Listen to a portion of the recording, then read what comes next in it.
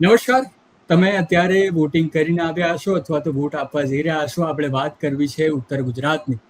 ઉત્તર ગુજરાત છે એ થોડા ઘણા સમયથી કોંગ્રેસનો ગઢ રહ્યો છે. ભાજપ પણ પોતાનું દમખમથી પ્રદર્શન કરી રહ્યું છે, અને જે આમ આદમી પાર્ટી જે પોતાનું અસ્તિત્વ ઉત્તર ગુજરાતમાં શોધી રહ્યું છે, અને આ ત્રિપાખિયા જંગ વચ્ચે મતદારો શું વિચારે છે, 5 વર્ષનો ઇતિહાસ શું રહ્યો, તે તમામ વિશે વાત કરવી છે. અને આપણે સૌથી પહેલા જઈ રહ્યા છે પાટણના વરિષ્ઠ પત્રકાર રમેશભાઈ આપણી સાથે જોડાઈ ગયા છે.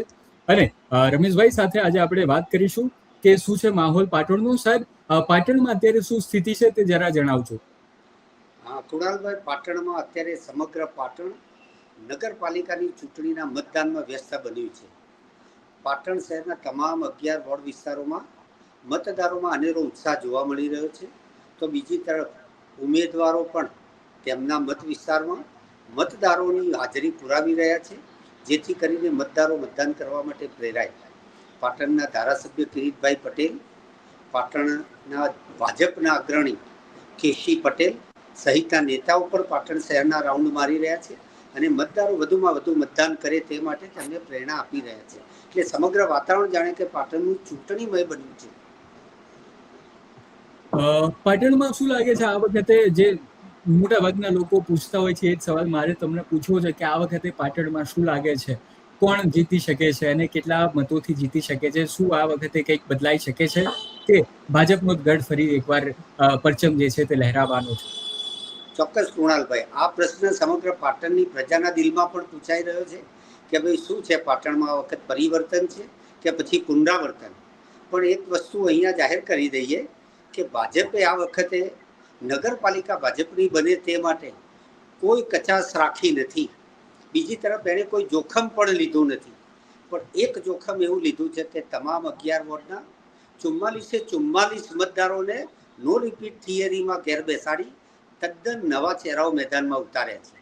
એટલે સ્વાભાવિક રીતે જ નવા મતદારો અને નવા ઉમેદવારો. તો બીજી તરફ કોંગ્રેસમાં પણ ધારાસભ્ય કિરીટ પટેલે સમગ્ર ધુરા સંભાળી છે, અને એમણે પણ ટકોરા મારીને ઉમેદવારો મેદાનમાં ઉતાર્યા છે. એટલે કોંગ્રેસના જ એક ધારાસભ્ય કિરીટ પટેલ જે ખૂબ મજબૂત છે, તેમણે શું આ વખતે તૈયારીઓ કરી છે તે થોડું જાણવું હતું સાહેબ. એટલે કોંગ્રેસનું શાસન નગરપાલિકામાં બને એ ધ્યેય સાથે કિરીટભાઈ પટેલે ટકોરા મારીને ઉમેદવારો પસંદ કર્યા છે. પરંતુ સામે ભાજપની સમગ્ર બોડી ભાજપ ફરીથી સત્તા સ્થાને આવે એ માટે એડી ચોટીનું જોર કામે લગાવ્યું છે. પરંતુ મતદારોએ મન કળવા દીધું નથી. જે પણ ઉમેદવારો એમના ત્યાં પ્રચાર માટે ગયા છે તમે અમને સૌએ આવકાર્યા છે.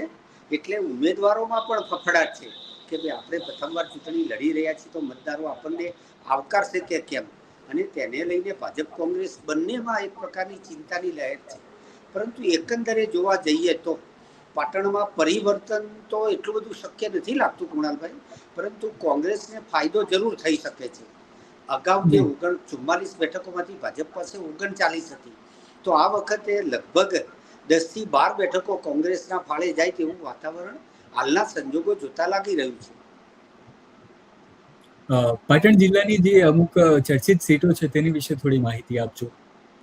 પાટણ જિલ્લા પંચાયતની 32 બેઠકો માટે પણ ચૂંટણી યોજાઈ રહી છે. બીજી તરફ જિલ્લાની 9 તાલુકા પંચાયતોની 165 બેઠકો માટે પણ આજે ચૂંટણી જંગ છે. એટલે પાટણની 2 નગરપાલિકા સિદ્ધપુર અને પાટણની સામાન્ય ચૂંટણી, જિલ્લા પંચાયતની ચૂંટણી અને 9 તાલુકા પંચાયતની ચૂંટણીનો જંગ છે. એટલે સમગ્ર પાટણ જિલ્લો જાણે કે ચૂંટણીના રંગે રંગાયો છે. નગરપાલિકાની ચૂંટણી હોવાથી શહેરી વિસ્તારોમાં જોરદાર વાતાવરણ જામ્યું છે. તો બીજી તરફ ગામડાઓ પણ ધમધમાટ જોવા મળી રહ્યો છે. કેટલીક બેઠકો એવી છે, ધારો કે પાટણના કેટલાક વોર્ડમાં કે કેટલાક જાણીતા ચહેરાઓ ચૂંટણી લડી રહ્યા છે. કેટલાક વોર્ડમાં આખી પેનલ ઘેર બેસશે કે ત્યાં આપ અને કોંગ્રેસ ગાબડું પાડશે, એને લઈને પણ લોકોમાં અનેક પ્રકારની ચર્ચાઓ જાગી છે.